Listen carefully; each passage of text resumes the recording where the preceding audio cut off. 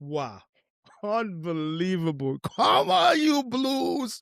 What a way to come back and win in dominant way in the Chelsea versus West Ham game.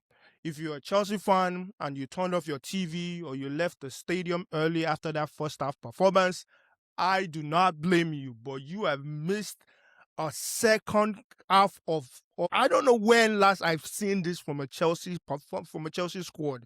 This was an unbelievable performance.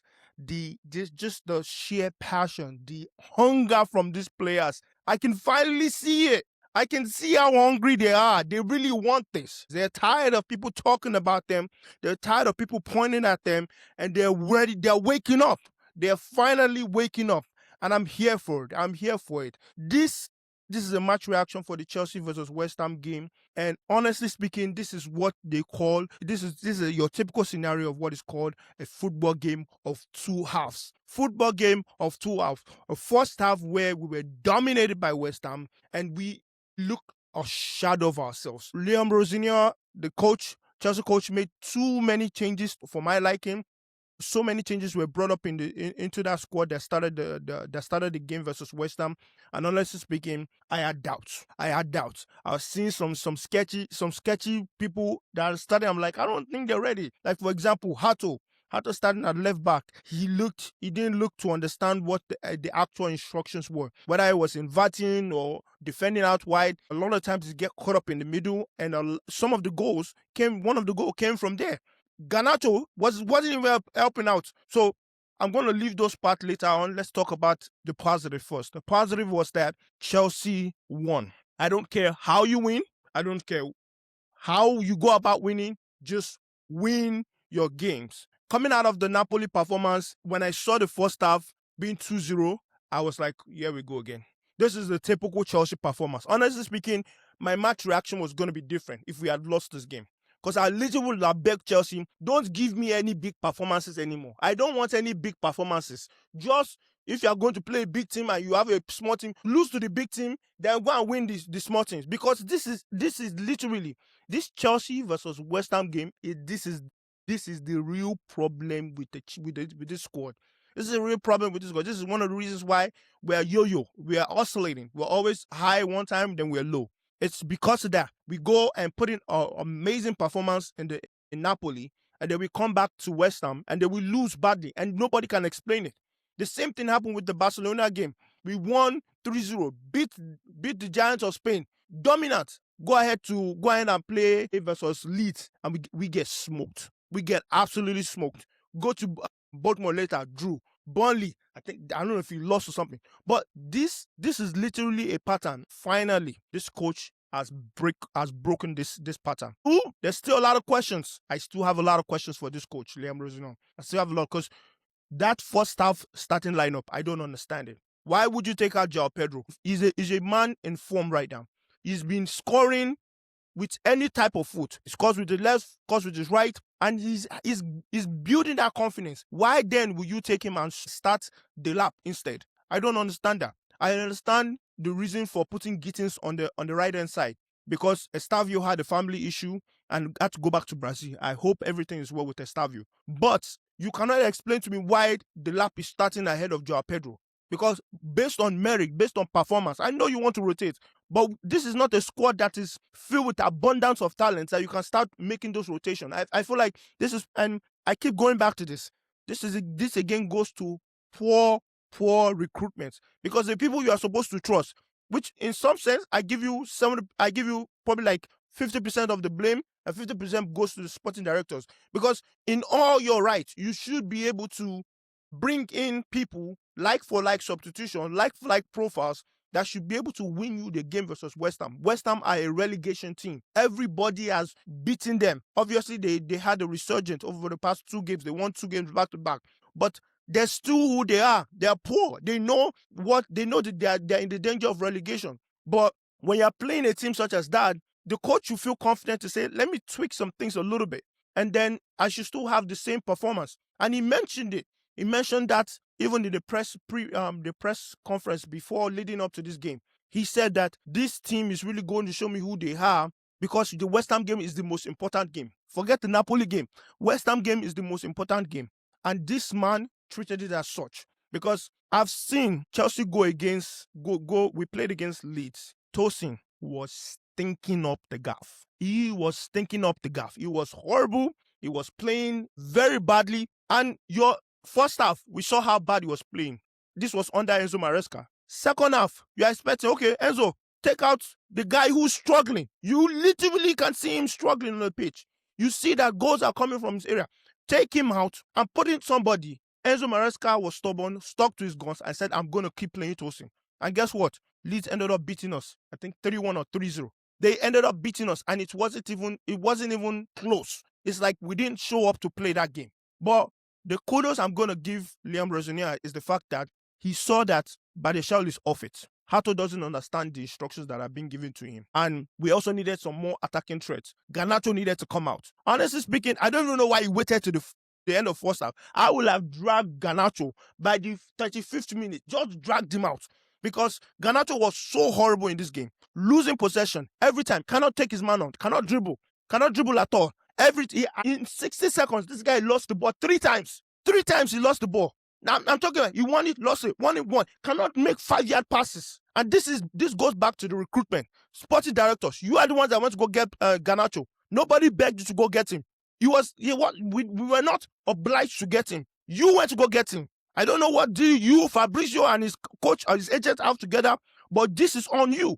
You can see your 40 million signing. Cannot pass the ball, cannot dribble. He's at best a super sub. I think told you now in our last review, we'll say, oh, Garnacho didn't come in the last game. Because he's better off coming off as a sub. If you start Garnacho, whatever you see, you take. So I'm not going to excuse people that were poor. Oh my God, Badiashile, please, this summer, just leave. Just leave. Just leave. I don't want you in this club anymore, Badiashile. Horrible performance. Now let's go back to the game. 2-0, honestly speaking, I've seen this story before. And I said, oh, well, we're probably going to score 1 goal, but it's going to end up with 3-1. That's the best I was expecting from this game.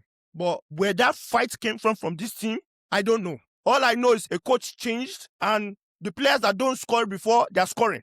The players that don't used to score before, they're scoring. They're banging in goals. I'm just calling it out. I don't know what he's told them. I don't know what he's instructed them, whether it's tactically. But the players that are supposed to be starting 11 that are not scoring before, that we know that have the quality, that have the talent, they are now scoring. Do with that what you may. I'm not giving a reason to why Enzo Maresca was sacked, but I'm just saying what I'm seeing on the pitch looks different from some of these guys where I'm like, I thought you had quality. I saw some quality from you, but I can't see it. People like Garnacho, Gittins, even Gittins has actually gotten better. People like Garnacho, those one Badiashile, no talent, no nothing. There's nothing. Even only Jesus Christ himself can be the only one that touched these people that they will change. So those people, I pack them to one side. But people that have talent, like your Estavio, like your Joao Pedro, like Enzo Fernandez, which you know has something, but you just need the right coach to flame it out of him. Opama looking better. He's not back to his best yet, but he's getting better. When you see players that are coming back, you're like, okay, something is being done differently. So I credit the coach for making that second half substitution, because when I saw the first goal, I was like, oh, they actually want to win this game. They want to win this game. They woke up. What a beautiful goal. First off, beautiful cross from Fofana, because I'm going to credit him for that cross inside the box. That's normally would have passed it to Gusto. But Fofana saw it, drove.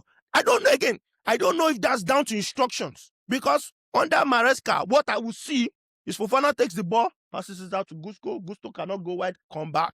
Passes out to Gusto, come back. He literally that. But this time, they are putting more dangerous crosses. They are more attacking. They are more threatening. And that cross from Fofana, beautiful way to spark a comeback. And my God, the second goal we knew was coming. We knew it was coming, because West Ham, they were shocked. They were like, what's going on? And we kept the pressure. We kept the intensity. And then that goal from Cucurella. Oh my God, Cucurella, thank you. Normally, players don't go like that with their head because they are scared. But to show how fearless Cucurella was, in diving header, didn't care they were going to kick his head off, scored the goal. And then now we got to secure the winner. We can't settle for 2-2. We've come all this way. And there we go. Enzo Fernandez, a beautiful cross. I forgot who crossed the ball. I don't know if it's Kopama or what's his name? Rich James, because I know Rich James was back then.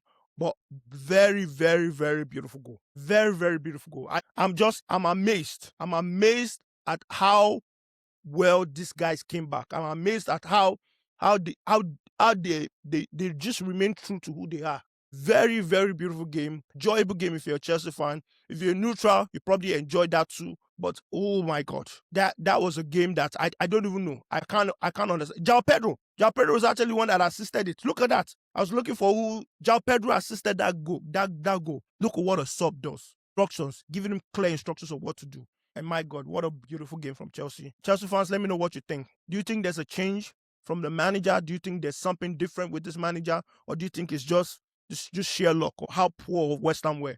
Let me know. A lot of people will be like, oh, why are you celebrating this West Ham win as if you just won?